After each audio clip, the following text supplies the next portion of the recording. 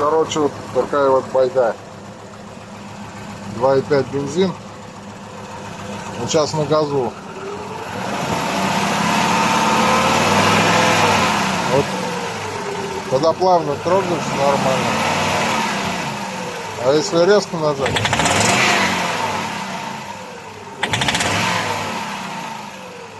Что это за звук, блядь, такой?